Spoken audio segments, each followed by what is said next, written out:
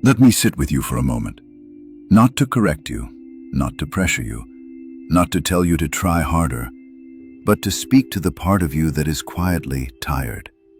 There is a kind of exhaustion that doesn't come from working too much. It comes from beginning again, too many times. You know the cycle.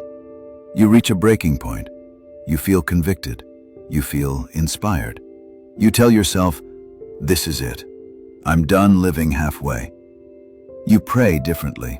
You journal consistently. You wake up earlier. You feel focused. For a while. Then life happens. A disappointment you didn't expect. A conversation that shakes you. A season that drains you. A prayer that seems unanswered. And slowly, not dramatically, your consistency fades. You don't wake up one morning and decide to walk away. You just skip a day. Then another. Then you tell yourself you'll restart Monday, or next month, or when you feel ready. And before you realize it, you're back at the beginning. Again. The hardest part isn't failing. It's feeling like you're always rebuilding the same foundation. You love God. You believe. You want growth. But you're tired of trying without visible change. If that's you, breathe. Because this isn't about your lack of passion. It's about your misunderstanding of progress. Most of us were taught to value intensity. Big prayers, big tears, big declarations, big breakthroughs. But God has always valued something quieter. Faithfulness. When Scripture says, "Well done, good and faithful servant," Matthew 25:21, notice what is absent. It does not say, "Well done, emotional servant." "Well done, motivated servant." "Well done, productive servant." It says, "faithful." Faithful is not glamorous. It is not dramatic. It is not loud. It is consistent. And consistency feels ordinary while it is happening. That is why most people quit. We celebrate moments. God studies patterns. You can have one powerful week and feel transformed, but heaven watches what you do in week 12, when no one is clapping and nothing feels new. Let's talk honestly.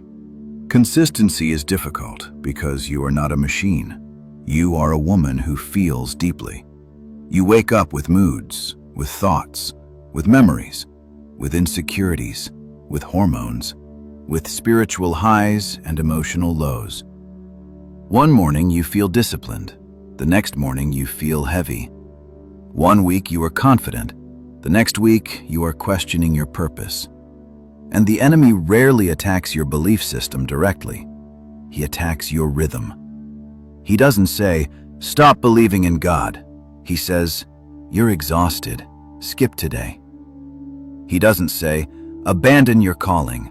He says, "You deserve a break from the effort." It sounds compassionate. It sounds reasonable. But inconsistency compounds.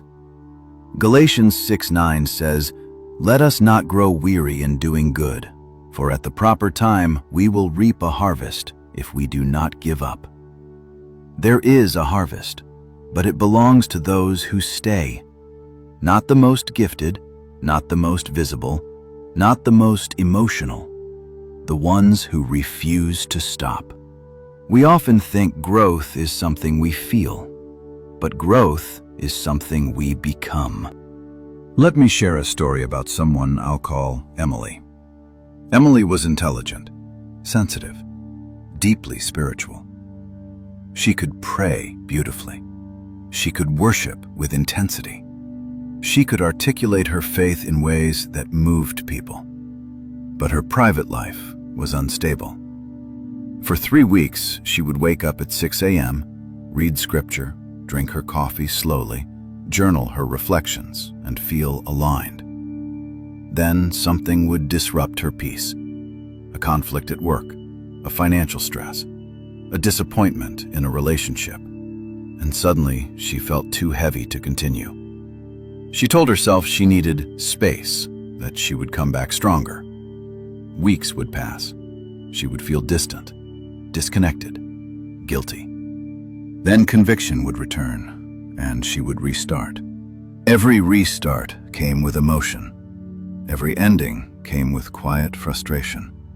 One night, sitting on her bedroom floor, Emily stared at her closed Bible. Not in rebellion, in sadness. She whispered, "Why do I keep circling the same mountain?" There was no thunder, no dramatic encounter, just a realization that settled gently. You don't lack love. You lack endurance. That truth hurt, not because it was harsh, but because it was accurate. She realized she had been addicted to momentum, not committed to discipline. So she changed something, not everything. She stopped trying to be impressive. She stopped making dramatic promises. Instead, she chose small, repeatable obedience. 10 minutes of prayer every day, no matter her mood. One chapter of scripture, even if she didn't feel revelation. Gratitude, even when she felt numb. The first few weeks felt unimpressive. No emotional highs, no sudden breakthrough. But she kept going. There were mornings she sat in silence, distracted, fighting her thoughts. There were days she read words that felt dry, but she stayed. Month 2 felt slightly easier. Month 3 felt steadier. Month 4 felt different. Not externally, internally. She noticed she didn't spiral as quickly. She didn't react as sharply. She didn't crumble at every inconvenience.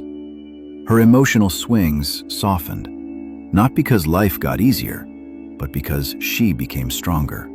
And here's what shocked her most. The version of herself she had been praying to become was forming quietly, without fireworks. Gospel of Luke 2:52 says that Jesus grew in wisdom and stature, and in favor with God and man. Even Jesus grew. If growth was gradual for him, why do we expect overnight transformation? Strength is layered. Wisdom accumulates. Stability is built through repetition. God is not rushing you, but every time you leave the process prematurely, you interrupt formation. Before elevation comes repetition. Before responsibility comes reliability. Joseph interpreted dreams in prison before he governed a nation. Ruth gathered grain quietly before she stepped into legacy. Esther prepared privately before she wore a crown. There is a season where nothing feels glamorous. That season is sacred, because God entrusts weight to those who can carry it, and weight requires stability. Motivation will excite you. Consistency will mature you. Emotional highs feel powerful, but daily obedience is what rewires you. Daily prayer calms your nervous system. Daily scripture reshapes your thoughts. Daily discipline rebuilds self-trust. And one day, without a dramatic announcement, you realize you don't panic the same. You don't chase validation the same. You don't quit the same. The temptation to stop still comes, but it no longer controls you. That is transformation. Not loud, not flashy, not instant. Formed. You may feel behind right now.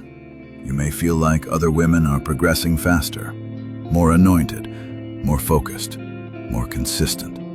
But comparison distracts from construction. God is not comparing you.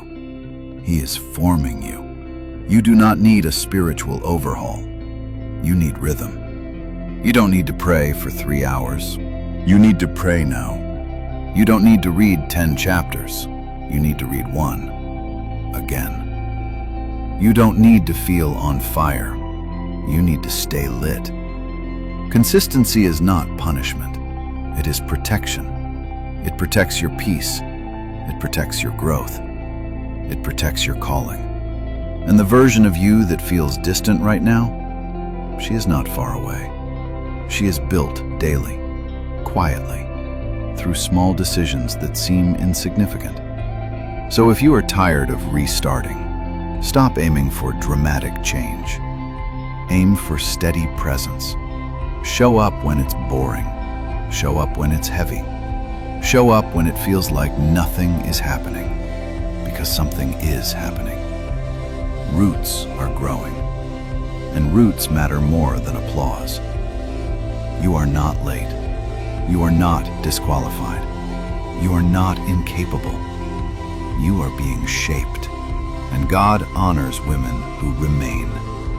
Stay, not because it feels exciting, but because staying is how you become.